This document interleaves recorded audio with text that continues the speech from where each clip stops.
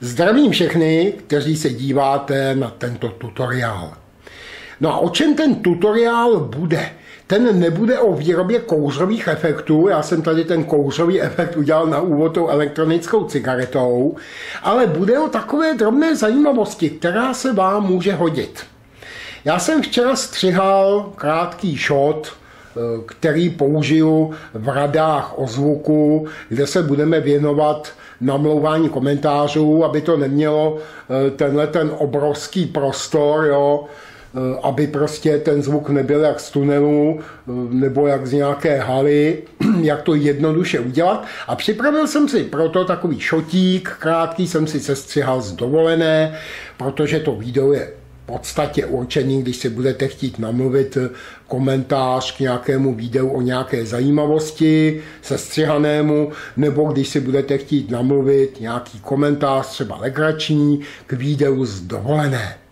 Takže opravdu jsem si sestřihával ten šotík, jo, nebo ten úryveček, pár minutový, skutečně sestřihané záběry, nejenom takhle kamerou sem, takhle kamerou tam a celý to tam dáme, ale opravdu prostřihaný. No a na závěr jsem říkal, že udělám titulky k celému příspěvku pro rady o zvuku, takže tam dám, jako jo, natočil Boris Jaroš a takový ty keci prostě, jo, pro rady o zvuku vyrobila Astelia a tak dále. No a říkal jsem si, že si zkusím udělat do toho taháku, tahák se říká titulkům, který jedou takhle od spoda nahoru, znáte z filmů na konci, že tam dám loga rad o zvuku a logo tedy mé firmy nebo společnosti, nebo jak bych to řekl, společnosti jsem předsedou, jednatelem, výkonným pracovníkem i uklízečkou. No a teď já už jsem si tohle před časem říkal, že udělám, tak mě napadlo prostě si to nějak tak zkusit. No a po nějakým experimentování se mi to povedlo a já bych vám rád poradil, jak se tohleto dá udělat. Možná, že někdo z vás bude mít mnohem lepší a jednodušší způsob. Jo? Je to možný. Budu rád, když mi to napíšete do poznámek dolů nebo natočíte vy instruktážní video, čili tutoriál, budu velice rád.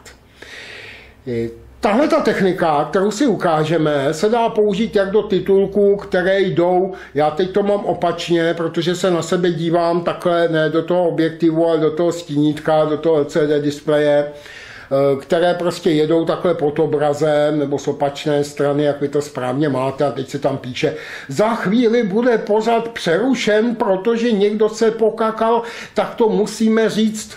Jo, nebo případně tam jedou takhle furt nějaké zprávičky, a nebo do těch titulků závěrečných, když chcete dát třeba logo sponzora, nebo chcete dát nějaké logo, které je v obrázku, které je v BMPčku, které je v JPEGu, jo, které je prostě v jakémkoliv formátu obrázkovém, počítačovém. No a to není písmenko. My můžeme do těch titulků psát písmenka. Mohl bych to taky říct jinak. Co dělat, jak tam ty písmenka, musel bych se vypípávat. Takže my tam můžeme napsat text, ale nemáme tam možnost třeba pravým tlačítkem vložit obrázek jako v plném textovém editoru. Takže nevím, jestli máte na to někdo jiný postup, ale ten obrázek se musí vložit do jiné stopy, překryvné, a to se řekneme v zápětí, do překryvné stopy, ale hlavně on se musí takhle pohybovat přesně s tím textem a vyjet, aby tam neujížděl, aby se nespožďoval za textem, aby text nepředběhl, aby byl přesně, jo, pro obrázek rady o zvuku vyrobila Astelia značka, jo, nebo jakékoliv logo si vymyslíte. Dá se to udělat poměrně jednoduše, potom je už jenom na experimentování, aby se ta titulková stopa s těmi titulky sladila pohybem, aby to jelo takhle spolu, aby to neudělalo toto, aby to jelo opravdu, tady je obrázek, tady je text, aby to jelo takhle spolu, tak je to chvilinku nějakého laborování. No a my si to ukážeme v Corel Video Studiu. Já jsem bohužel v tuto chvíli smazal editor, který je u nás velmi, velmi módní a myslím si, že je to módní a mám na to takový jiný názor, jo? Takže možná někdo mi psal, nějaká paní a ještě několik lidí a prostě napsali, aby se nemuseli o to hádat a přijít, tak napsali, Sony Vegas mi nevyhovuje. Ta paní napsala, že je pro ní příliš složitý. Jo. Pro ty běžné účely, pro tu dovolenou, nám stačí opravdu jednodušší, mnohem jednodušší videoeditor. Já třeba používám u nás asi málo používaného Corelu Videostudia. Velmi podobný je od Cyberlinku Power Editor, Power Director. No, velmi podobný, to má prakticky stejné ovládání. Jako, jo. Bohužel neumím s Pinnacle studiem, tam ta funkce bude určitě taky, kterou si ukážem. A ve Vegasu bych vám to ukázal, já ho mám smazané, budu rekonstruovat počítač, tak tam teď nechci dělat čistou instalaci Vegasu, ale v tom Vegasu to bude velice podobné a tam je šikovný titulkovač, který vám takhle rozdělí jméno, jo, Ferda Novák hraje Standu, jo, Alena Nováková hraje Petru, jo, takhle teď pod tím je scénář, kamera, režie, hezky se to tam dá, opravdu velice pěkně se to tam dá udělat. V tom Corelu se to dá taky takhle pěkně udělat, jako, ale trošičku to je jediný bod, kde se ty titulky dělají trošičku jako hůře. Já vám to ukážu v Corelu. Tak vyberme si nějaký záběr, raději bych záběr delší, abychom tam ty kombinované titulky dali, takže to bude třeba nějaký záběr, tady mám z toho šotíku, který jsem střihal. Takže si dáme, zkusíme si třeba tenhle ten záběr, já myslím, že je dostatečně dlouhý.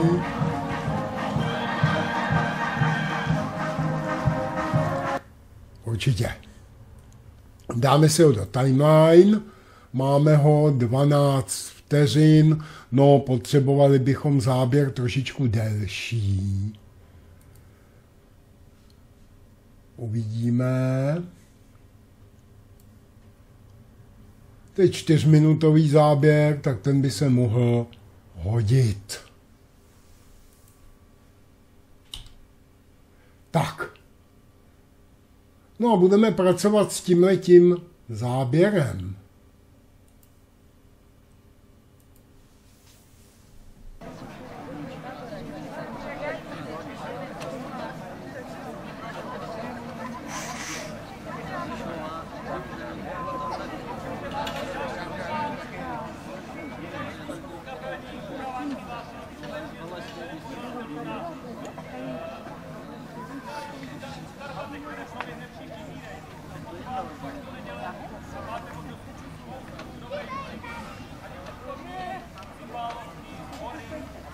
Nemá cenu, abychom kontrolovali záběr celý, to bychom se z toho zbláznili. Jde jenom o to, abychom udělali ty titulky.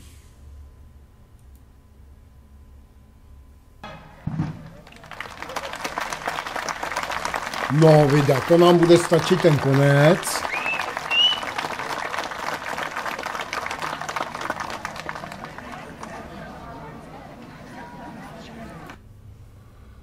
Tak. Tady bychom udělali zatmívačku. Uděláme zde zatmívačku. Podíváme se ještě na začátek, protože tam je toho zbytečně moc.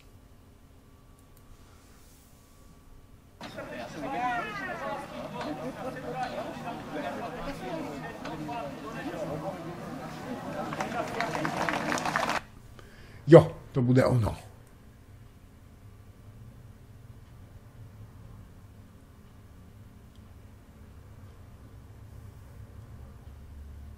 Takže já bych to asi tadyhle říznul, šmik, odstraníme klapkou delete, rozetmíme, abychom byli pořádní.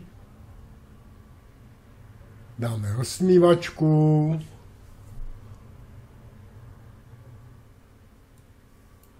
Blbnu.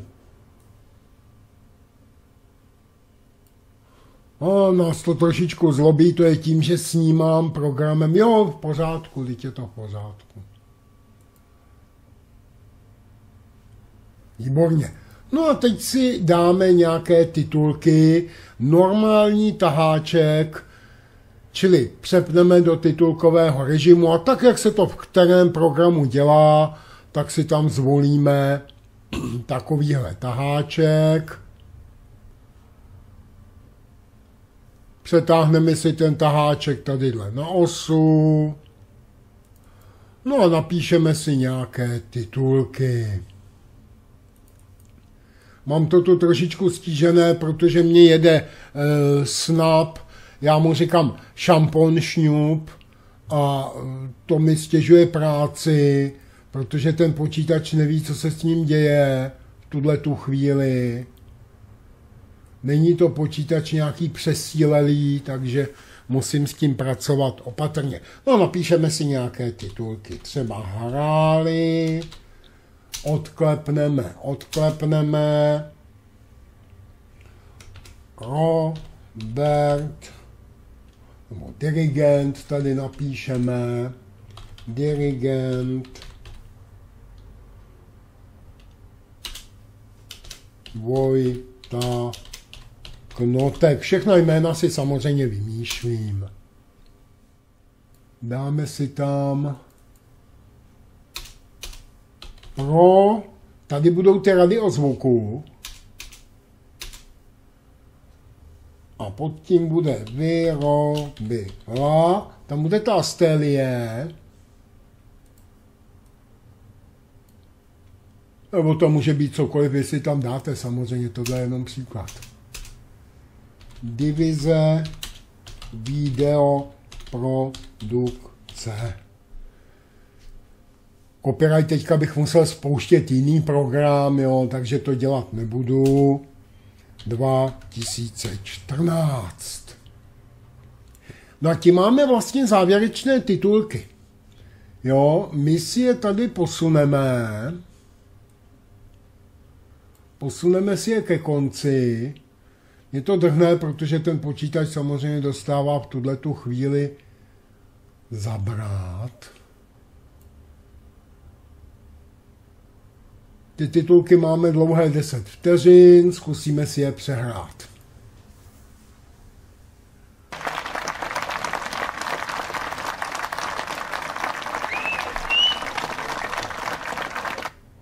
Tak, no a teďka si natáhneme do pomocných, my to máme v překryvu, čili já si tady zvolím v Track Manageru tu overlay, čili překryvovou stopu, tak si zvolím 3.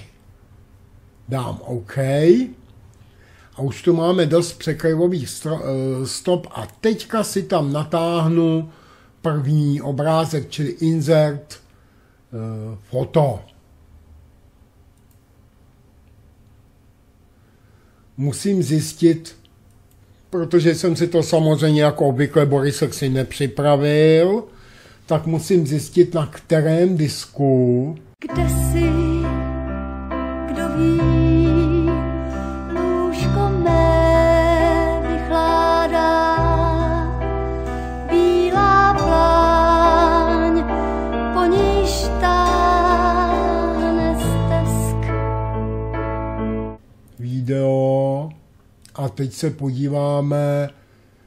Ne, vidíte to, Borisek nepřipravil, potom to lovíte po disku, není to zrovna nejlepší metoda, lov po disku. Hej, kde jsi? Ježíš, kde já ty... No, tak vidíte, jak to vypadá, když si neuděláme přípravu. Teď si z toho berte příklad, když si neuděláme přípravu, jak to vypadá.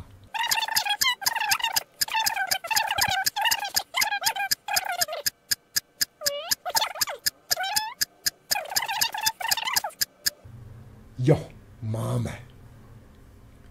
Tady máme rady o zvuku.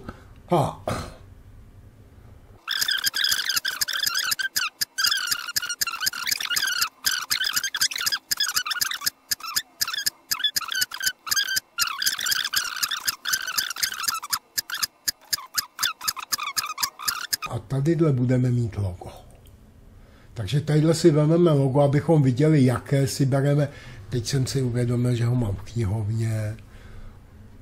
Nevadí, inzeruju přímo do stopy, takže tady si musím dát, aby to bylo, nám stačí dvojčička, nám stačí jednička. A už ho tam máme. Tak a už konečně máme tady obě dvě loga a můžeme si daný úsek zvětšit. No a klikneme si dvakrát na první logo. Dáme si tedy Advanced Motion. A vidíte, už se vám otevřela krásná tabule. A zde si dáme začátek, čili první keyframe, to znamená klíčový obrázek. Dáme tak, aby ty radiozvuky byly pod obzorem.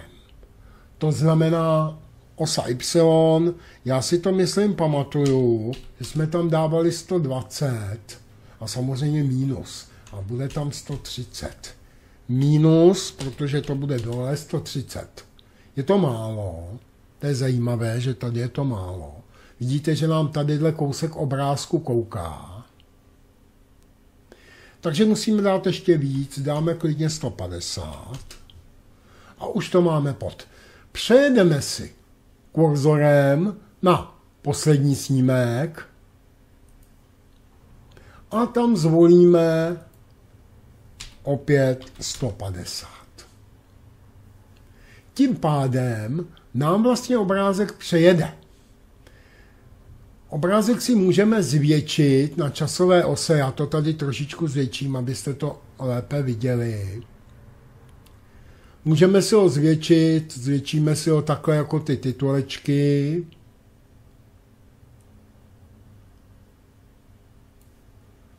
No a z toho Astelí uděláme naprosto totéž.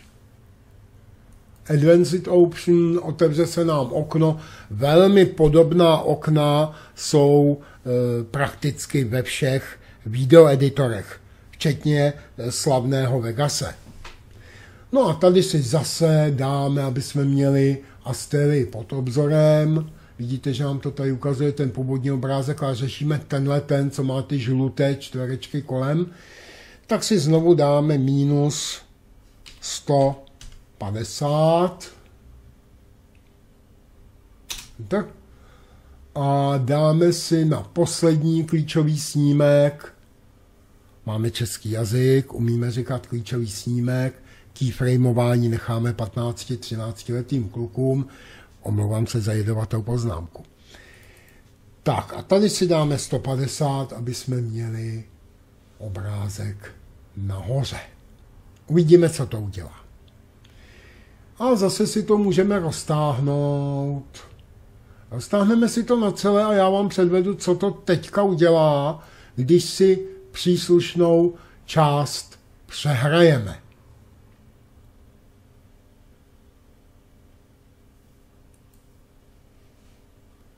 Já si najdu kousek dřív. A tady si najedu, abych mohl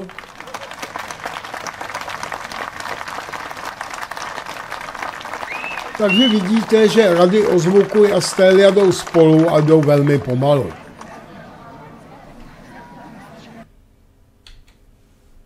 Pomoc je lehoučká.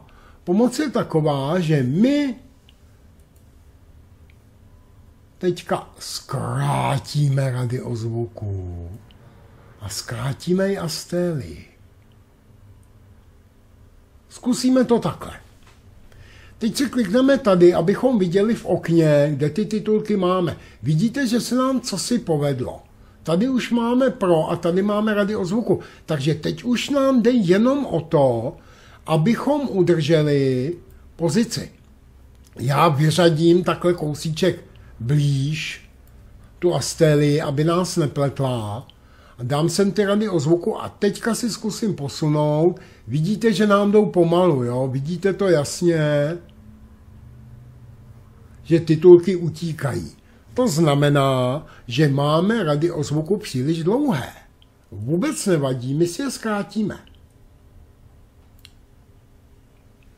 První, o co se nám jedná, je, abychom měli stejný pohyb. Tak a teď vidíte, že už se nám ten pohyb synchronizuje, akorát rady o zvuku je potřeba, a to jsem neřekl, vidíte, a samozřejmě jsem to měl říct, je potřeba je udělat příslušně velké.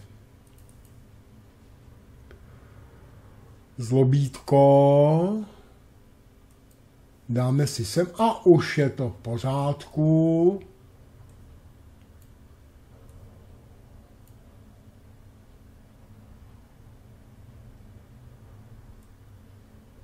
Uděláme si takový malinkatý ty rady o zvuku. No a zase si tady dáme Advanced Motion, protože se nám to posunulo. Osa X, jo, tady má 4, já tam chci 0 samozřejmě. A tady se nám to taky zkrátilo, čili tam jsme měli minus 150. Opět si kliknu na poslední klíčový snímek. Zde dám hodnotu 150 a hodnotu osy X, čili horizontálně dám na 0. Zapomněl jsem si upravit velikost těch snímečků, proto to takhle zlobitá. Ty titulečky si můžeme posunout. Já vidím, že jsou tadyhle chudinky takové celé vedle. Jo, tak si je posuneme, aby byly v prostředku. Tadyhle už vidím, že mám malý prostor, odkliknu. Jo, a už bych to tam měl mít první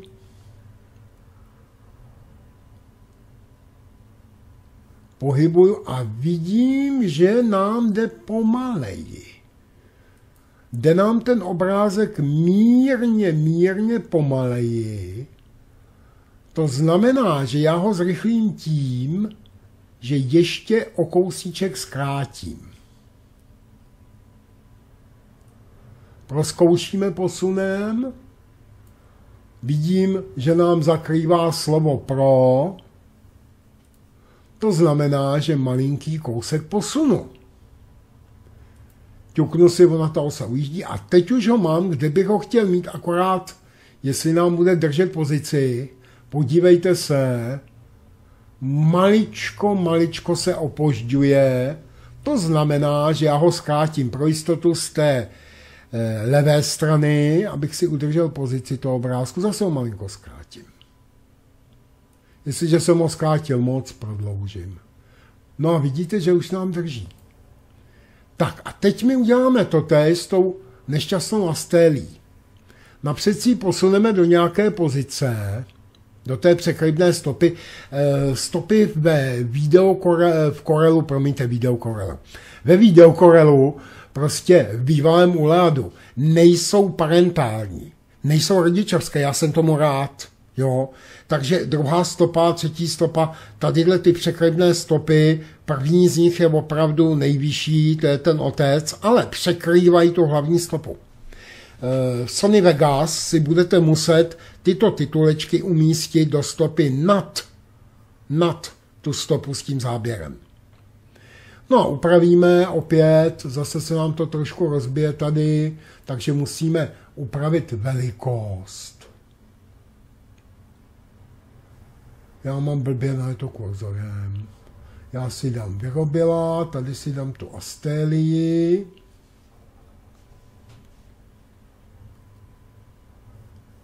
Takhle si můžu předět kousíček nad. Vidíte, že tak klidně si upravím mezi tím tituleček.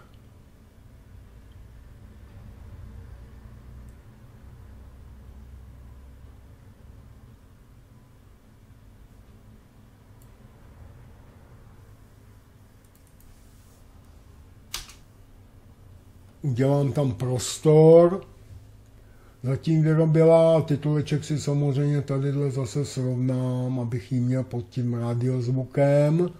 No a teď se jí mu upravit obrázek Astélie, který samozřejmě zmenšinkám.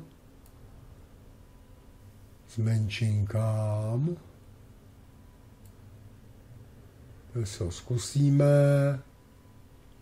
Udělám ho tak velký, jako ty rady o zvuku, čili malinko zvětšinkám. No a do prostředka se upravím tím, že dám zase volbu Advanced Option, opět se nám otevře ta tabule a já tady osu X, čili vodorovnou, dám samozřejmě na 0. Tady dám těch klasických minus 150. Přejdu si opět na poslední klíčový snímek. Tam dám opět osu X na 0, aby to bylo vprostřed. A 150 plus dám OK. No a teď už budu jenom posunovat. Já už vím, protože mám ty hodnoty stejné, že ta délka bude stejná s velkou pravděpodobností, jako u předchozího obrázku rady o zvuku. Ale bude to kousíček později, ta Astélie pojede. Zkusím takhle. No vidíte, už nám to tam leze, ale něco se nám tady děje. Rady o zvuku máme zpožděné, takže musíme posunout kousíček nahoru. Kousíček dřív, aby nám jeli šup. To bude moc brzo.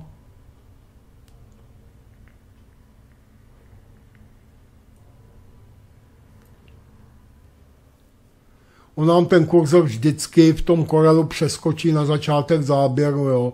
Nevím, neskoušel jsem, možná, že někdo s tím máte zkušenosti a dovedete si ho zafixovat, nebo tady udělat značku, což je velmi výhodné v Sony Vegas. Tam si můžete udělat značku a vždycky na tu značku rychle přejít.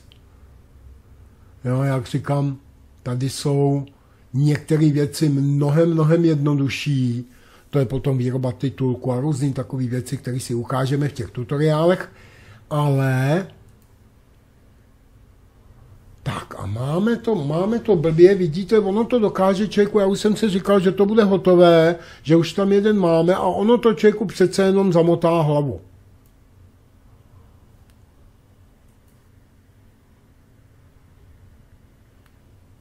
Takže jde nám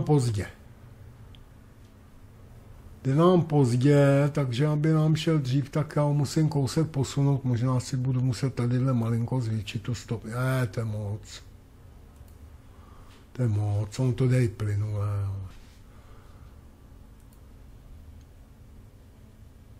Jo, jde nám hodně pozdě, takže takhle. Dobře. Mě ještě k tomu bliká, jak ten šňap to snímá. Jo, ale dobrý. Astélie se trošičku zpožďuje. Astélie bude nutno zkrátit. Astélie zkrátíme o malý kousek a posuneme ji. Ale už jsme na tom dobře, hele. Už to bude hotové, nebojte. Zase tak dlouho, když vemete, jak jsem tady lovil dlouho ty titulky po počítači a jak jsem si udělal chybu, že jsem si napřed neudělal velikost těch log. Takže jsem musel znova přeštelovávat ty klíčové snímky, první a poslední, aby to vyjelo spod. Jo, tak když to odpočtete, tak 3., 4. titulek slogy už uděláte neskutečně rychle. Tak, podíváme se a máme ji příliš dole, čili musí začínat dřív. Zkusíme dřív. Ano, začínáme ji mít velmi slušně, velmi dobře. Zkusíme si přehrát.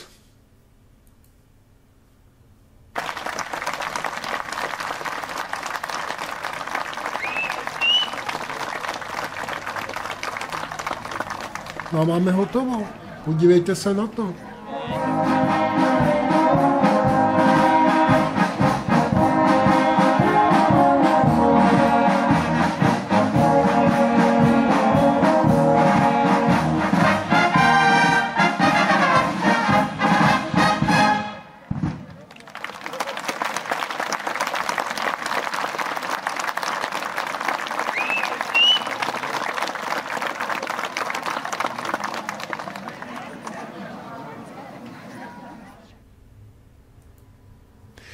Takže to by mohlo být všechno, já jenom pro názornost zopakuji postup.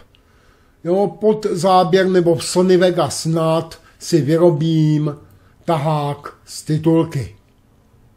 Jo, normální prostě tahák, tak jak jste zvyklí vyrábět titulky.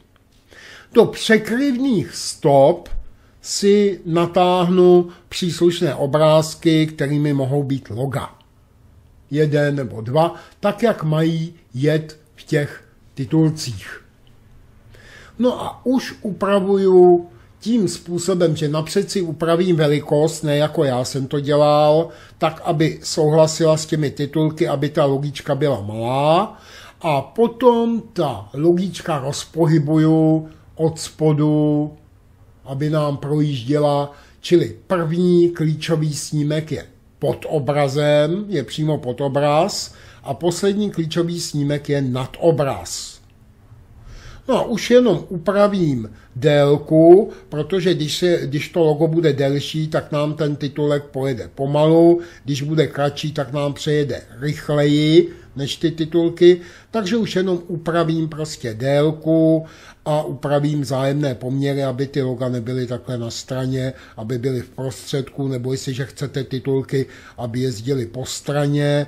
Je to úplně totéž, akorát v té úpravě, když tady potom dám Advanced Option Customize Option, tak osu X, čili osu horizontální, já posunu na stranu, já nevím teďka kolik. Musím si udělat tadyhle v prostředku nějaký keyframe, čili ten klíčový snímek a tadyhle zkusím 12, to je málo, tak zkusím 50, to je možná málo, zkusím, tady to můžu takhle po snímečku, mě to nebaví, zkusím 60, jo, takže kdybych dal 60, tak nám pojede ten obrázek samozřejmě do keyframeu, jo, do keyframeu, jo, tadyhle bych všude musel dát 60, tadyhle bych musel dát také 60. Jo, a už by nám tento keyframe samozřejmě zlikviduju, ten byl jenom pomocný a já mám pocit, že ho zlikviduju tím, že na něj kliknu a udělám delete a je po něm. Tak. Jo, takže teď vidíte názorně, že ty rady o zvuku nám jedou po straně. Takže kdybychom si celé titulky dali třeba vpravo, tak si samozřejmě na té ose X, tedy na ose horizontální, na horizontální ose si posuneme ta loga vpravo, nebo samozřejmě vlevo, to je jedno. Já to cancelnu.